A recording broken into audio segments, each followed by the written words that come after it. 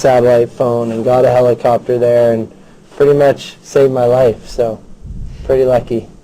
And there was a time, presumably, you thought you wouldn't be able to get back snowboarding? Well, yeah, when I was laying there, I was pretty sure I was going to die because I had so many broken bones and I could tell there was a lot wrong inside. And the first 2 times they called the helicopter, it was taking a while, and with a ruptured spleen, if it takes up to 2 hours, you can just die. So it was a really scary time.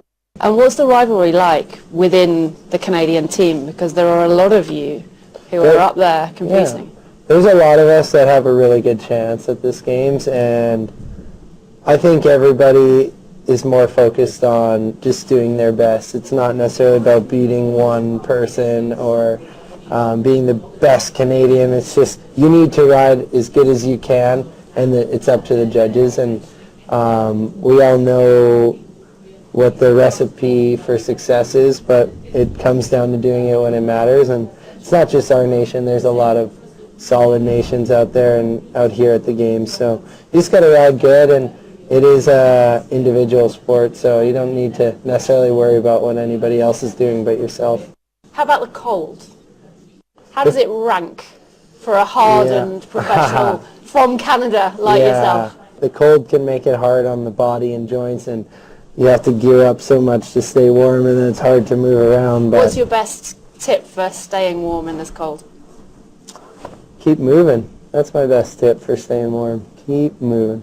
And brilliant gloves. Nice mitts.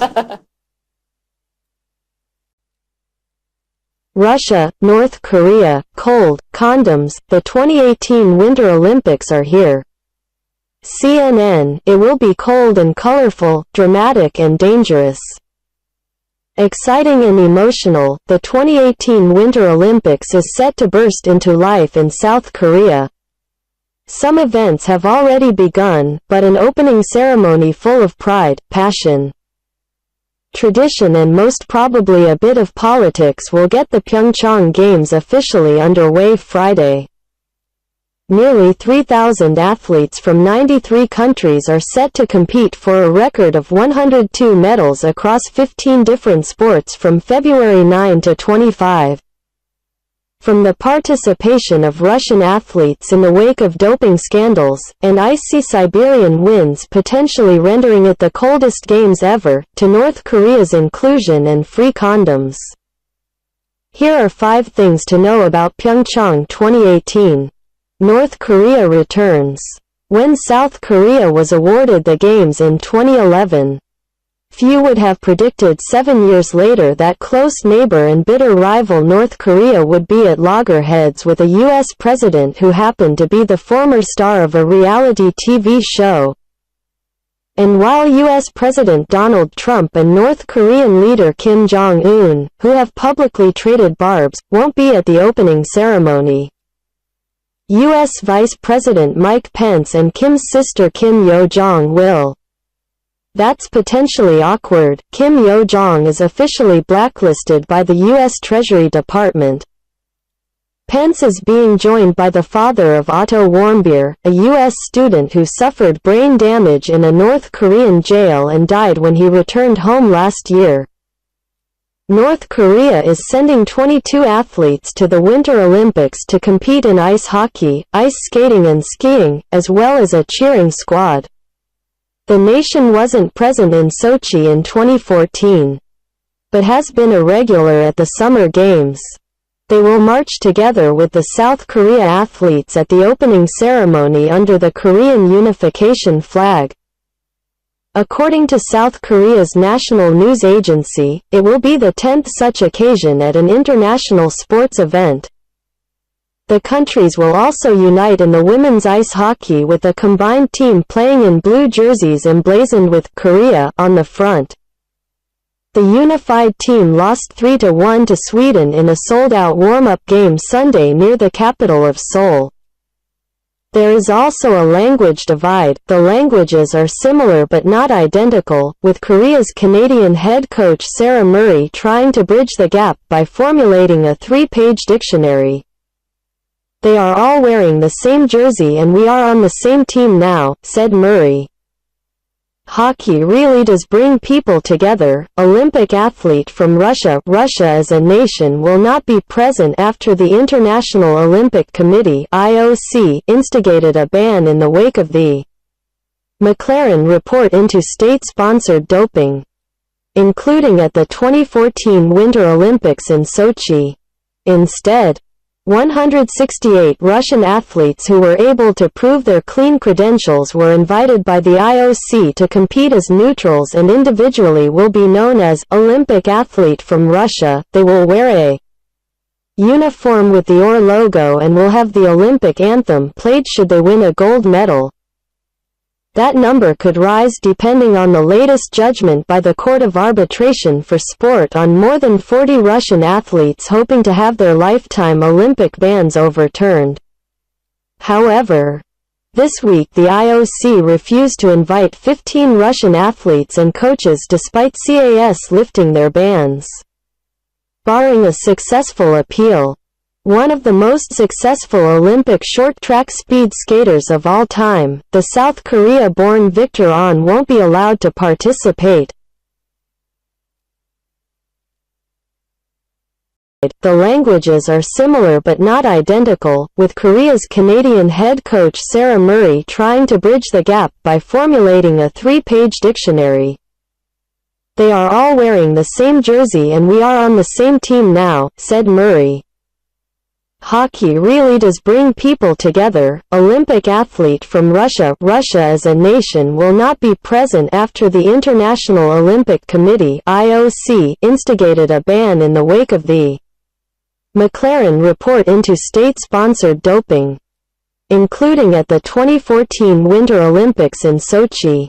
Instead, 168 Russian athletes who were able to prove their clean credentials were invited by the IOC to compete as neutrals and individually will be known as Olympic athlete from Russia. They will wear a uniform with the OR logo and will have the Olympic anthem played should they win a gold medal. That number could rise depending on the latest judgment by the Court of Arbitration for Sport on more than 40 Russian athletes hoping to have their lifetime Olympic bans overturned. However, this week the IOC refused to invite 15 Russian athletes and coaches despite CAS lifting their bans. Barring a successful appeal, one of the most successful Olympic short-track speed skaters of all time, the South Korea-born Victor Ahn won't be allowed to participate. Depending on the latest judgment by the Court of Arbitration for Sport on more than 40 Russian athletes hoping to have their lifetime Olympic bans overturned. However, this week the IOC refused to invite 15 Russian athletes and coaches despite CAS lifting their bans. Barring a successful appeal, one of the most successful Olympic short-track speed skaters of all time, the South Korea-born Victor Ahn won't be allowed to participate. One of the most successful Olympic short-track speed skaters of all time, the South Korea-born Victor Ahn won't be allowed to participate.